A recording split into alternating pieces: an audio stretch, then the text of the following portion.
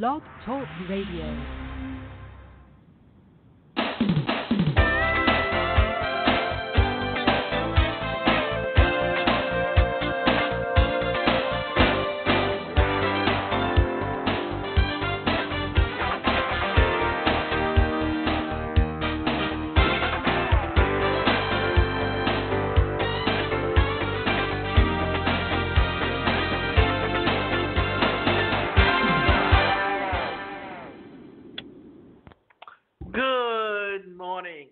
Welcome to Live Without Limits. Today's show is titled Beware of Little Today's show is titled How to Find the Leak in Your Sales Funnel. Beware of little expenses. A small leak will sink a great ship, said Benjamin Franklin. Before you tackle this topic, you should know most funnels don't work when you launch them, even if you're a pro. It may take 2, 3, 4, or 10 times until you get it right. And you can ask Russell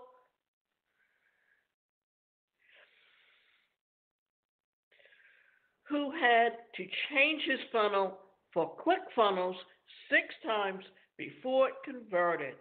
That is, if you're aware that the person who found the ClickFunnels, his name is Russell Brunson. And he has a lot of pre-made funnels that you can use when you were setting up a sales funnel. But just remember this, even if you have it as a preset, you still need to change it to tell your story, because the person you're selling is yourself. You're not actually selling the product, because the idea of using a sales funnel is simple. It's to generate the name and the email address into your autoresponder. Therefore, it allows you to then develop a relationship with them. Because just remember this, it takes at least 4 to 5, even 7 exposures before someone actually takes action on anything you send them with an email. People who don't launch their funnels because they are trying to get it perfect are deluded. Seriously, you'll never know if it's perfect until you launch it anyway. So put it out there, even if it's ugly, boring, and lame. That said, once it's out there, how are you able to troubleshoot where the issues are when they come up? Here are some of my top tips for deciphering where your funnel might be leaking. The landing page. There's a super easy way to know if your landing page is converting. Look at the stats in the funnel. You want to see the number at 20% or higher. And it's good if you can get at least 100 people to hit the landing page before you take that measurement. If 100 people hit the landing page and you have 20 email addresses, you're running industry average. Anything higher is super cool. Anything lower means there's a problem. This is why whenever you do anything, whether it's a website, a sales funnel, or even an e-learning course or a webinar, you have to test it. In fact, today on Quora, there was a question that someone wanted to launch a product and they wanted to know what to do. Simple. Do a market research. first. That way, you get an idea what the need is in your niche and whether or not they will buy your product. Why people think that just because it's out there, it's going to be like the field of dreams and people will just come and pour themselves and buy on the first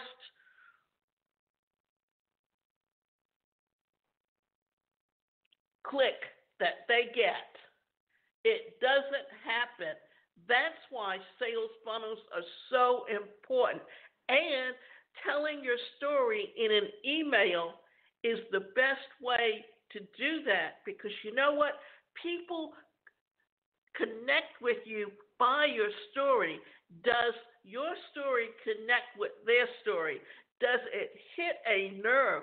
Does it make them want to look further, to develop that relationship with you? If they don't, then you are not about to get a sale. Most of the time, the problem is with the offer. It's just not good enough or sweet enough. I know no one wants to hear that, but it's the most common issue. If you know your offer is incredible, the next issue to look at is copy. Copy is the second most important part of a sales funnel, and so if you're a professional copywriter, get the two funnel scripts right away. If your offer is amazing and your copy is incredible and your landing page conversion rate is less than 20%, then your problem is simple. Now, copywriting is something that you can learn. And if you know someone that's got some templates to use, it's helpful. But you always have to take those templates and put it in your words and personalize it so that your potential customers are getting to know you. This is a simple fact. If you want to develop a relationship with people, they need to get to know you through your story. That way, if you brand them to you, then no matter what product you're selling, people will flock to it simply because you offered it. The traffic. If you're using Facebook ads, this means your audience targeting stinks, or your Facebook ad graphic and copy is misleading the people who are clicking. If you're using something like solo ads, they might just be crappy leads. If you're using something like podcast or social media to get traffic, you can have a crazy offer that's amazing, but it's not speaking to your people. You need to spend a bit more time with them. I've had people who've launched funnels to their list, so warm and hot traffic, and it converted really well. But then on the ads, nada. That means the offer was great for people who know you well and already have a built-in trust with you through their relationship with you. But cold traffic needs more high, or rather, cold traffic needs more help before they trust you enough to buy. Remember this, when you are developing a relationship with someone through emails, you need to tell them the story. You need to have something that they connect with. And even in your ads, you have to target them.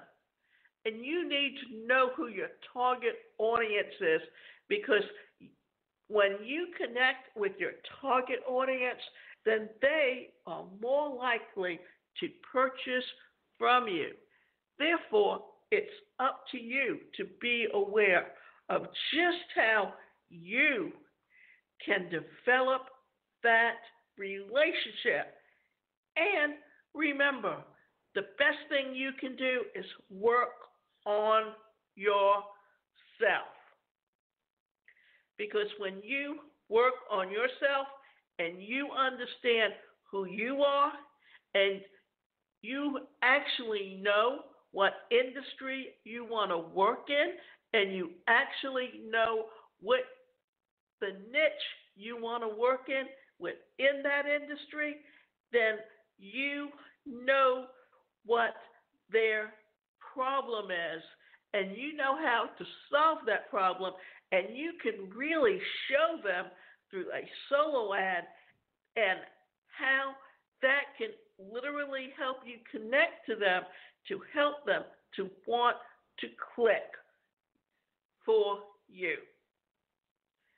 And if the issue is with your Facebook ad, it'll be really obvious because no one will be clicking, or the cost per conversion will be super high. If no one is clicking, it really just goes back to the same problem that your landing page has, because your Facebook ad is advertising your landing page. The offer and or the copy is usually the problem. And if both these things are dialed in, it's audience targeting. So as you can see, it's pretty easy to diagnose that part of the funnel. People get so hung up on headlines and colors, all the tiny little adjustments that change a conversion rate on the page. But the moral of the story is, get your offer right and write darn good copy. And the best way to write darn good copy is to practice, to keep practicing and keep practicing, and have a certain group of people that you can get on an email list that will critique your emails until you know what works and what clicks with your audience. In the order of importance, diagnose your funnel this way. Check to see if the offer is amazing. One way to do this is to look at your free offer and price it as a product. Then sit with it.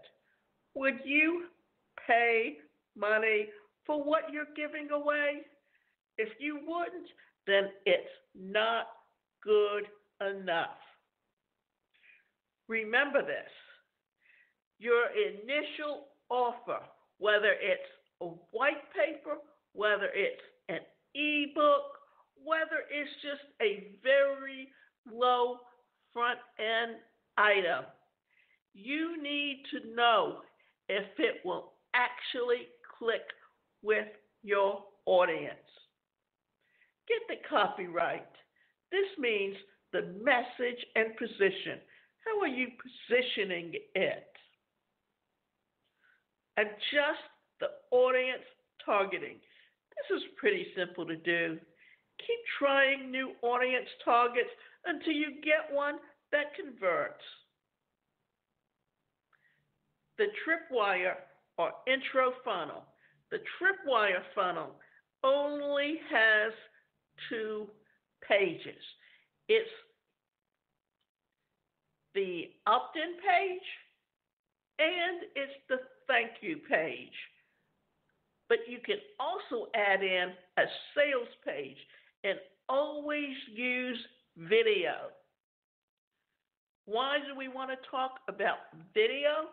Because remember, you are dealing with the millennials, you are dealing with Generation Z. The millennials grew up with MTV and the personal computer. Generation Z or the digital age. So they do everything online. But you still need to be aware of what the messages that you want to give them. All right, so your landing page conversion rate is 40%. Your ads are doing well, but no one is buying.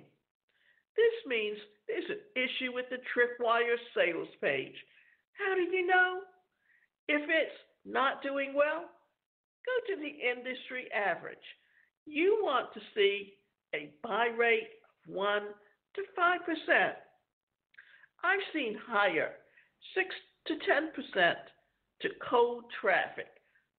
But once 100 people opt in, you want to see a minimum of 1 to 5 sales. A couple really critical things to note. If your Facebook pixel and our ad account is new, it'll take longer. So give it time. Facebook needs to figure out who likes your stuff. Then you have to consider the buy rate of the people that actually see the offer. So your subscribers, not the number of people that have hit the landing page. If 100 people have hit the sales page and you've got no sales, guess what? It's most likely the offer or the copy. I'm going to sound like a broken record here, but it's the same issue over and over again. You simply use a little math and stats to see where the drop-off is, and then go after offer first, copy second. Now, when you need to consider this, that why you use a sales funnel on Facebook advertising is because if you're selling or linked to and promoting a multi-level marketing company or a affiliate marketing company where it's not your domain name, then most likely it won't reach anyone, whether it's done organically or whether it's done by advertising, because Facebook doesn't like to send their members to affiliate marketing or multi-level marketing websites. But if you have your own domain name or you use a sales funnel, then you are more likely to get the opportunity to sell your product to your niche market. The one-time offer. If you're running a funnel with an OTO and it isn't converting, first make sure that you know what is normal. I've seen anywhere from 2 to 10% of people take a well-placed one-time offer. Again, that number has to be calculated based on how many people see it.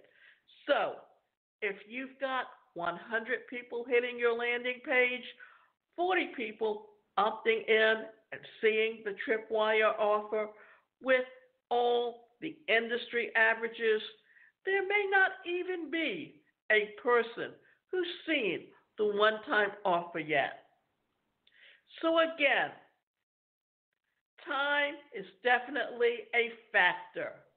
You need enough people through the funnel to make it statistically significant. Let's crunch some of the numbers.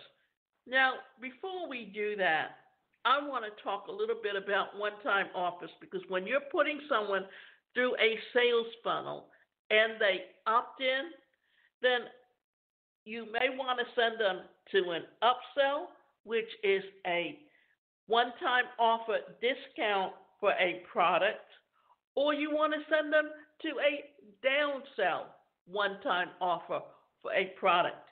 And what you do is that when you put these products in, remember, if you have a membership site where these products are sitting, that you've already priced them at a specific level, well, then the best thing you can do is drop that by, say, 20 to 25%, and let them know that the next time they see that offer, that low price will not be there. Therefore, what you're doing is you're creating an urgency with your potential customers that they need to buy now, or they will be paying a higher price later.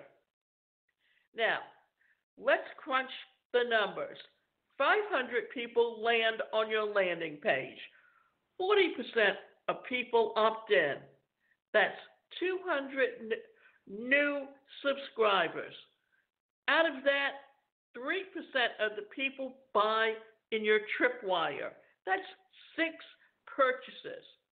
And of those, 10% of the people buy the one-time offer. And that's 6/10 of a person.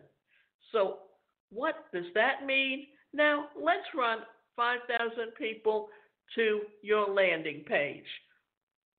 5,000 people land on your landing page. 40% of people opt in. 2,000 new subscribers. 3% of people buy Tripwire. That's 60 purchases. 10% of people from those 60 purchases will buy the one-time offer, and that's 6 purchases. So as you can see, if you can increase traffic to your landing page, or at least the conversions on your landing page, the OTO issues usually solve themselves.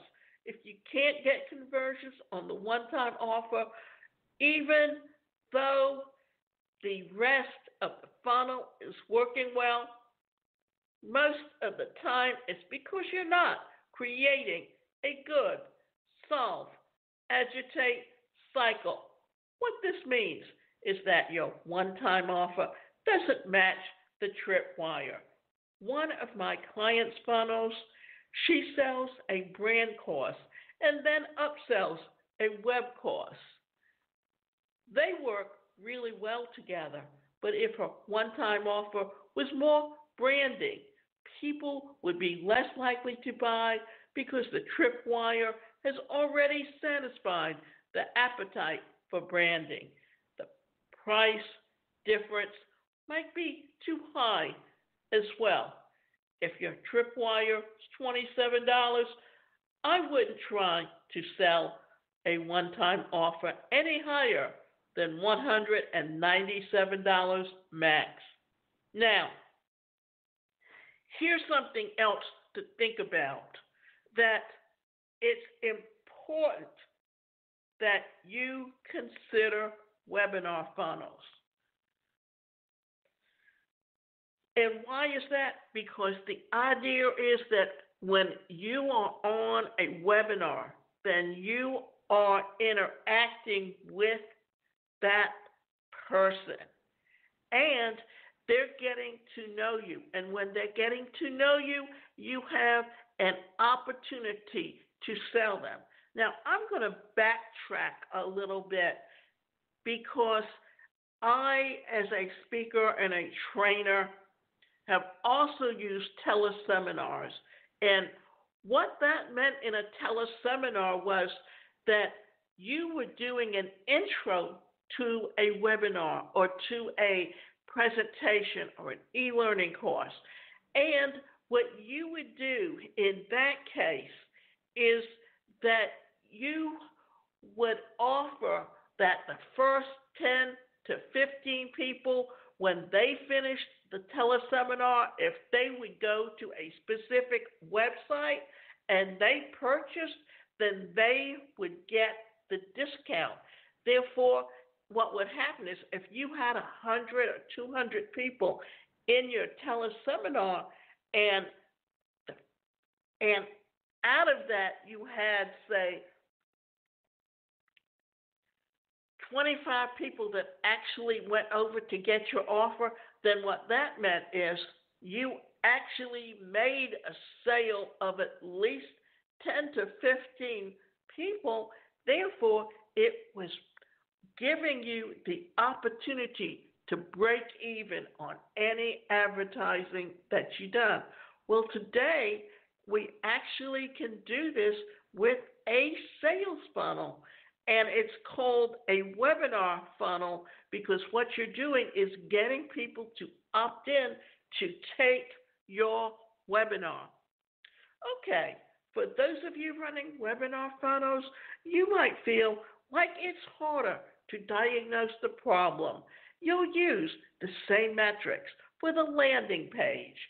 And in terms of how many people should watch your webinar, it's somewhere between 30 to 50% of people that should show up.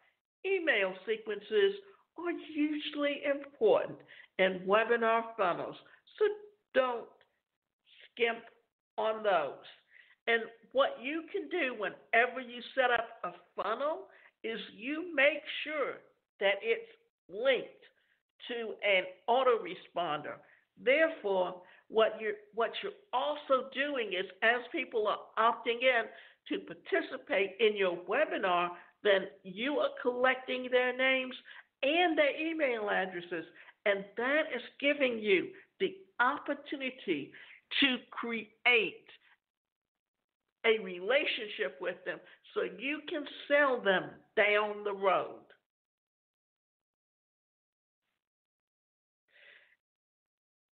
And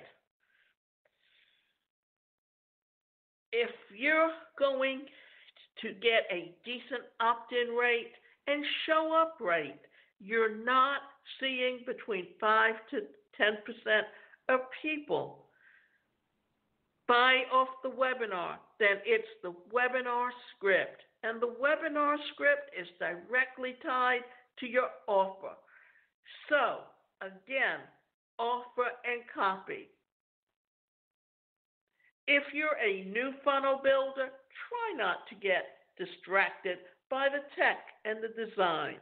To get a working funnel, the offer and the copy are the two most critical components of any funnel. And if those are right, ugly or not, a funnel will convert once you get in front of the right audience. Remember something, we've been talking about sales funnels and the importance of using sales funnels. Well, in today's marketplace, they are very important, and each page in the sales funnel has to be consistent, and it has to brand itself to you. The colors have to be consistent. The message has to be consistent. Everything has to be consistent in a way that it's actually getting there so that you can reach your target audience and build your sales. And remember this, it's up to you to decide how you are going to sell to the people that you want to reach. And make sure that you know what message it is that they want to hear. Remember, you can go to my website, and that website is the #1 personalcareercoach.com. And you can sign up for individual coaching, or you can sign up to participate in our group coaching sessions. And we will work with you specifically to put your right message in front of your clients.